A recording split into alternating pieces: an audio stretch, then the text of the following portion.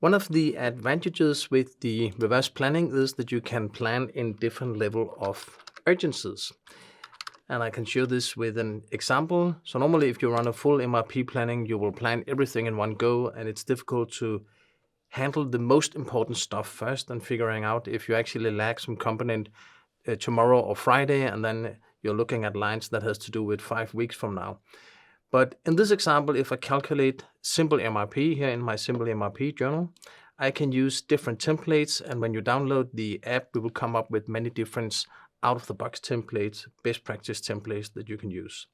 And one of them will be find critical items below zero, and end inventory below zero. This is the most critical stuff, meaning I'm looking in a specific period, planning period, could be 1 week, could be 3 months.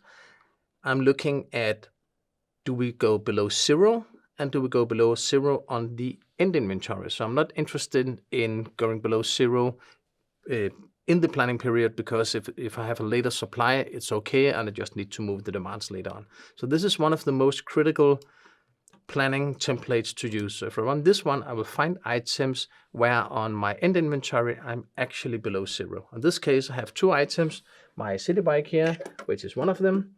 It's a small one here. And my New York lady bike. So Monday morning, the first thing I will do is planning like this, finding stuff that is actually critical. I can suggest quantity to order. You can see this in other videos. Set action message. Yes, I would like to do this. Carry out actions, moving those 2 lines into my reverse planning worksheet. And basically now I could carry out and handle those 2. Or if I'm not going to start those production orders just now, I could continue in the next level of urgency. Maybe I would like to calculate the same calculation, except looking for items that goes below safety stock in the period, just to see if I need some extra now or how many items we have in this planning. So instead of planning on zero, I'm just planning on safety stock, still on the end inventory of the period.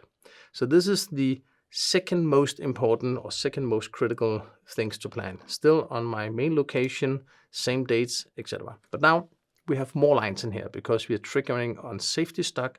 So if I scroll right, I will find on my end inventory lots of items with 0 on it, items with quantities that are below safety stock.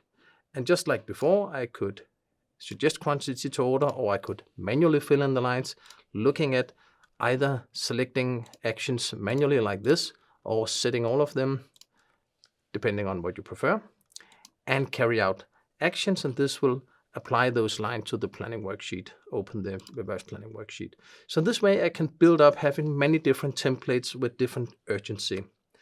Let's just take a third one, which is the most common one, 0, safety stock, and then reorder point, meaning ignore all the line. I'm ignoring the line that I already planned because they're already in the journal.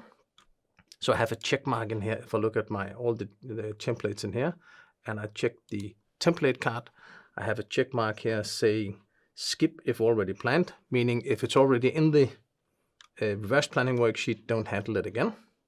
So using the below reorder point template, it's the same logic, except now I'm looking at reorder point and I only have those 8 lines or whatever back, which is a reorder point trigger, but not a safety stock trigger. Like before, it was a safety stock trigger instead of a 0 stock trigger.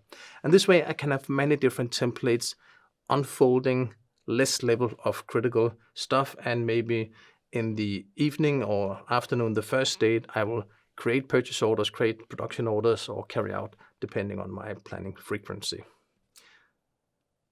This provides high level of flexibility for the planner.